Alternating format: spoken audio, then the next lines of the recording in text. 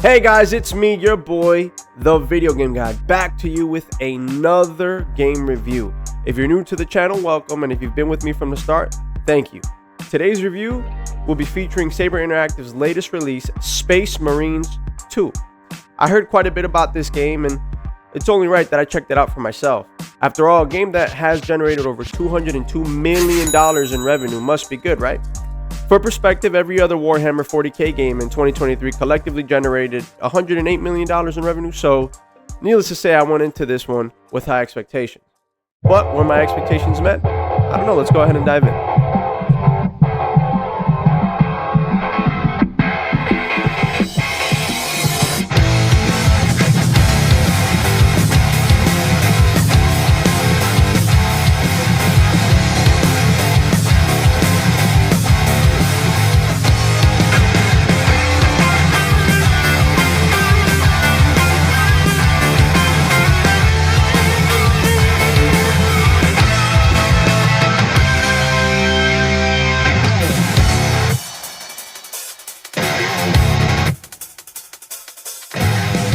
First and foremost, it is important to note that I am completely new to the Warhammer 40k universe, so I went into this game completely blind.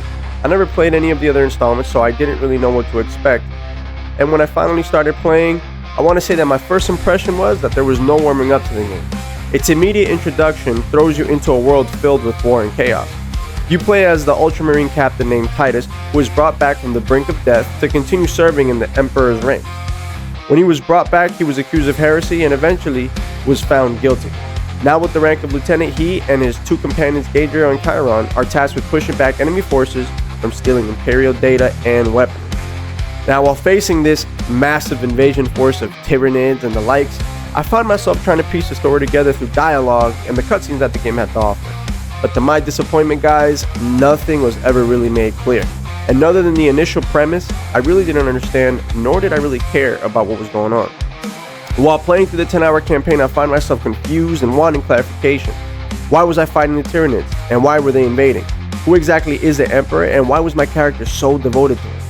Who are the Thousand Sun Traitor Legion, and why are they considered traitors? And why exactly was I accused of heresy? To be completely fair and objective, the game does offer explanations for all of these questions, but you do have to go out of your way to find them. There is plenty of lore to dive into, just not all in the game. Instead, it's spread amongst previous game installments and novels. Even so, you would think that the game developers would want to appeal to a new audience and player base.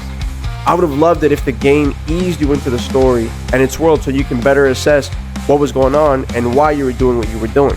A prologue, for example, could have been exactly what the game needed in its introduction to let players know what happened in the previous game.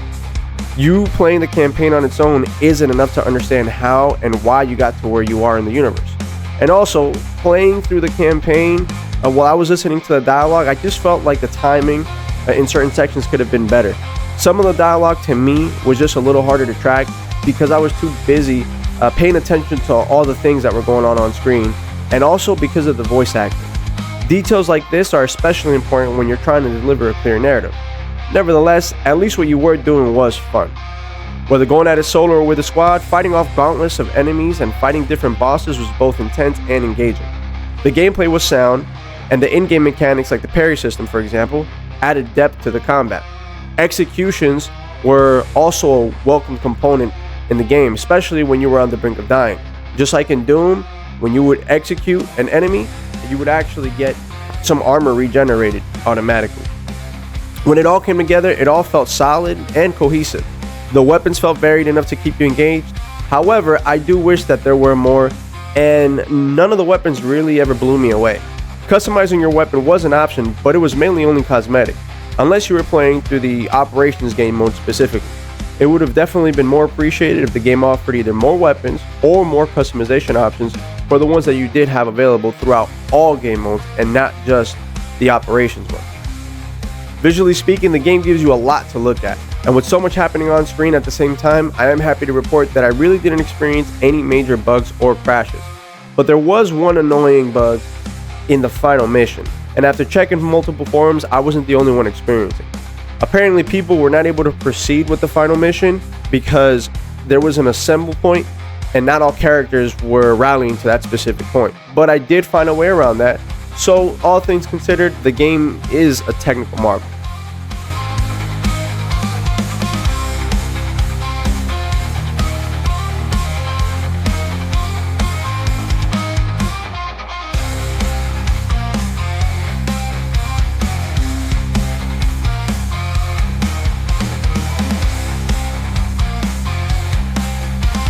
Eternal Wars is this game's version of PvP, and just like the other game modes, I didn't really know what to expect.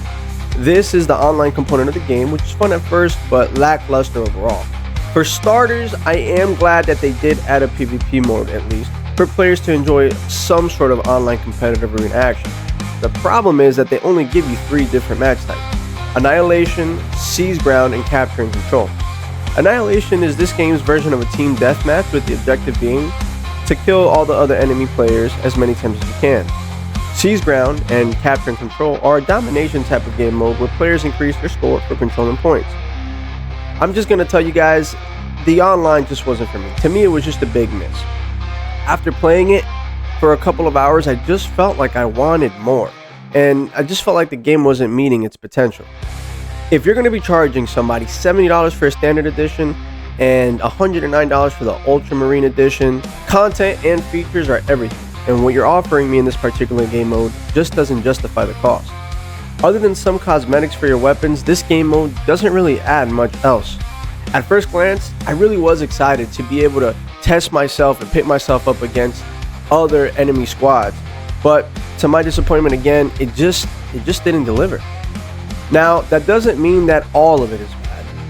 After all, you do get to use 6 different classes that are all different in their own right.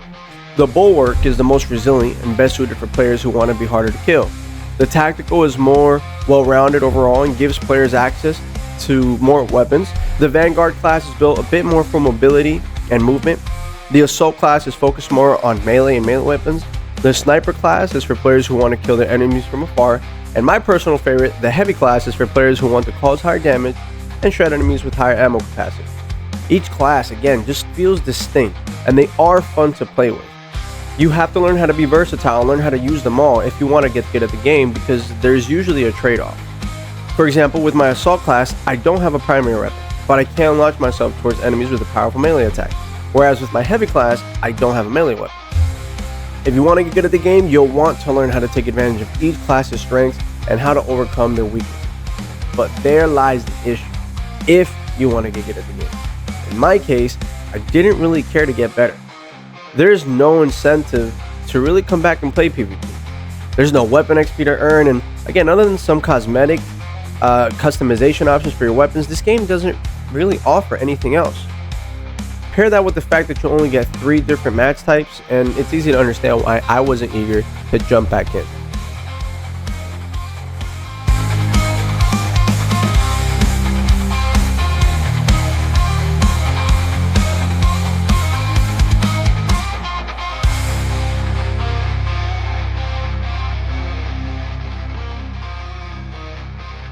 So we've spoken about the campaign and we've spoken about the online PvP. But what about the operations game? To me, this is the game's bread and butter. This mode gives players the ability to play through 6 different extensive missions. They're long, they're intentional, they're fun, and well designed. You could choose to play them solo or with a squad of 3. There are also 5 different difficulty options to choose from, which all reward you accordingly. The higher the difficulty, the more XP and requisition points you'll get to unlock better weapons and cosmetics. Now, you can find certain things within the missions also, like armory data, for example, which allows you to unlock different armor perks and even better weapon versions. Now, with only 6 missions to choose from, I was worried initially that I would get tired of doing the same missions over and over right away, but to my surprise, I wasn't. This is due to the fact that you can play through these missions with one of your 6 classes, and the cool part is that because each class has its own playstyle, the missions don't really feel redundant. Also, the difficulty spikes do help quite a bit because each mission will present its own challenge. The rewards upon completing these missions are satisfying enough to keep the players coming back for more, but at times I will say it can feel like a grind, especially when it comes to your weapons. You do notice a difference as you're leveling up and as you're progressing through the game, which I can appreciate. But by the end of it all, once you start playing the same missions multiple times over, at some point it will start to feel repetitive. It's just not going to feel like that right away. So there is some replayability there for sure. A couple of the highlights that I want to mention to you guys is just how in-depth your cosmetic build for your specific Space Marine could be. You could really make your Space Marine your own by pledging to different chapters and factions, choosing different armor sets, and using different color shades to make your Space Marine really stand out. This customization system really allows you to get creative and enhances your overall appearance pretty significantly. Each class also has their own abilities or perks within the game. With each of your 6 classes, you'll have the chance to choose between 24 different perks, each bolstering its own benefit and advantage. While choosing a loadout in class, you could set as active 1 team perk, 3 core perks, 3 gear perks, and 1 signature perk, which is like your class's special ability. With the ability to mix and match different perks, weapons, classes, and abilities, you'll want to continue to play the game just to see how effective each different combination is. I just wish they gave you more missions initially, but at least with this system in place, it gives players a reason to come back and play this game mode more. So let's recap. Space Marines 2 is a game that a specific community and audience will definitely enjoy a lot more than others. It's a world personified to many and brought to life through authenticity and respect to its current fan base. It pays homage to a lot of the lore that has immersed many for years. For many who go into the game blind like myself, it's a completely different experience. While I can appreciate the effort, the game doesn't deliver on many fronts. The story could have been more appealing to a broader audience if the developers just took more time to give new players a better introduction to the war, a better introduction to its factions and even the enemies, and hell, even the characters. An enemy codex would have gone a long way to at least know what we were fighting and why. PvP felt incomplete, and it really never gave me an incentive to go back and play. The features and content felt limited throughout, and although they'll probably add more in the future, when charging these types of prices, I just expect a more complete experience. For those reasons, Space Marines 2 gets a 6 out of 10. It's an average game that gives you an average experience. You can have fun playing it with friends, but if you decided to pass on this one, I don't really think you'll be missing out on anything. Now I want to hear from you guys. If you've played the game, what did you guys think? Was it a fair rating, or am I way off base here? Leave a comment letting me know below.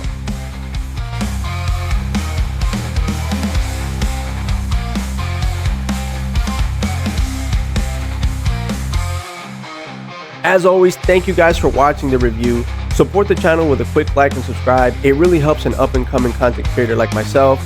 And this channel is every bit of mine as it is yours. So let's help it grow together. If there's anything you guys want me to review in particular, leave a comment below and let me know. Thank you. And as always, be on the lookout for another video from the Video Game Guy. Thank you guys.